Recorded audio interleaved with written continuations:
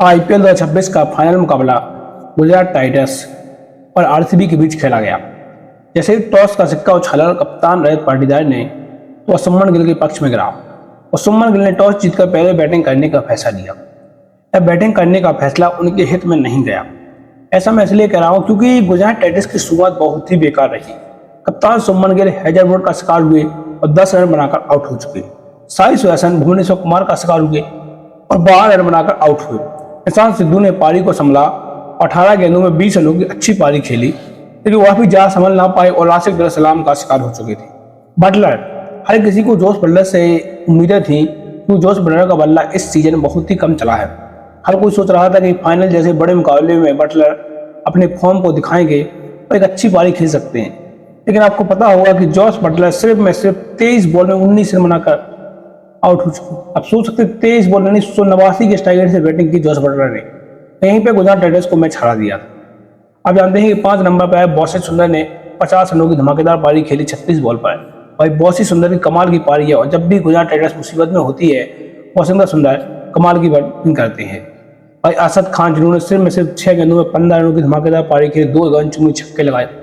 भाई असद खान की भी काबिलियत अलग है और असद खान ने भी हर किसी को दिखाया है और बताया है कि असद खान किस अंदाज में खेल सकते हैं और किस तरह खेल सकते हैं। इसलिए कहते हैं असद खान की जो काबिलियत है वो अलग ही लेवल पर है और असद खान का कोई भी मुकाबला नहीं कर सकता है। गुजरात टाइटंस के इन सभी खिलाड़ियों की बदौलत गुजरात टाइटंस 20 ओवर में 155 रन बना पाई 8 विकेट के नुकसान पर। आप सोच सकते हैं जहां गुजरात टाइटंस 180-90 रन बना रही थी वहां गुजरात टाइटंस सिर्फ 155 रन पर ही ढेर हो चुकी थी। ऐसा लग रहा था गुजरात टाइटंस फाइनल खेलने नहीं आई है, आरसीबी को दूसरी ट्रॉफी जिताने के लिए आई है। आप जानते हैं कि आरसीबी की तरफ से राशिद खान सलाम ने अच्छी घातक गेंदबाजी की और 3 विकेट चटकाए। भुवनेश्वर कुमार ने भी 2 विकेट चटकाए और हैजलवुड ने भी 2 विकेट चटकाए। कमाल की गेंदबाजी की आरसीबी के गेंदबाजों ने। आरसीबी की बैटिंग करने के लिए आए वेंकटेश अय्यर और विराट कोहली। आप जानते हैं कि फील्ड शॉट के ऊपर वेंकटेश अय्यर को आरसीबी आप जानते हैं कि तवज्जो दे रही है।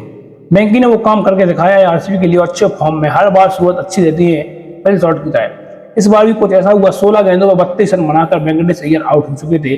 धमाकेदार शुरुआत दी आरसीबी को। विराट कोहली को भी सवाल लेने का अनुभव दे देते हैं। आप भी जानते हैं कि वेंकी अलग ही अंदाज में खेल रहे इस सीजन। ऐसा लग रहा है कि जो भी खिलाड़ी फ्लॉप होता है वारसी में जाते ही हीरो बन जाता है।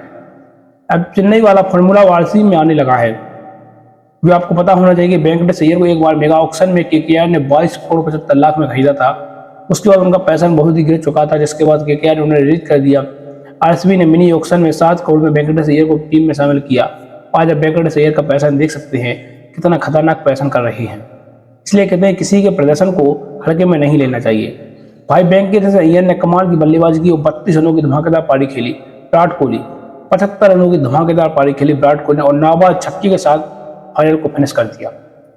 आप जानते हैं कि टिम डेविड ने फिनिशिंग टच दिया, 21 रनों की 24 रनों की धमाकेदार पारी खेली। आपको पता टिम डेविड ने। इन सभी की बदौलत आरसीबी ने फाइनल जैसे बड़े मुकाबले को अहमदाबाद के मैदान पर सिर्फ 18 ओवर में ही चेस कर लिया। 18 ओवर में 161 रन बना दिए 5 विकेट से आरसीबी ने इस मुकाबले को जीत लिया।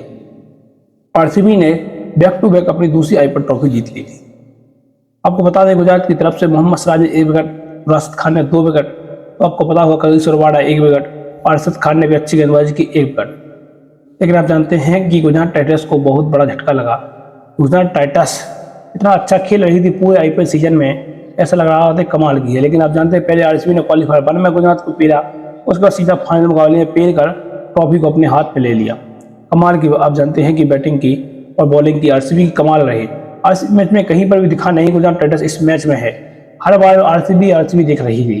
जब तक क्रीज पर बैट जमे थे तब तक कोई नहीं कह सकता था कि इस मुकाबले में आरसीबी का कुछ, अब जनते गुजरात टाइटंस का कुछ रोल ही बचा है। तो पूरा का पूरा मैच खत्म ही हो गया था पहले ही पारी में। आप लोग लाइक करें, सब्सक्राइब करें और कमेंट में जरूर बताएं कि आरसीबी क्या तीसरी बार आईपीएल ट्रॉफी जीत पाएगी।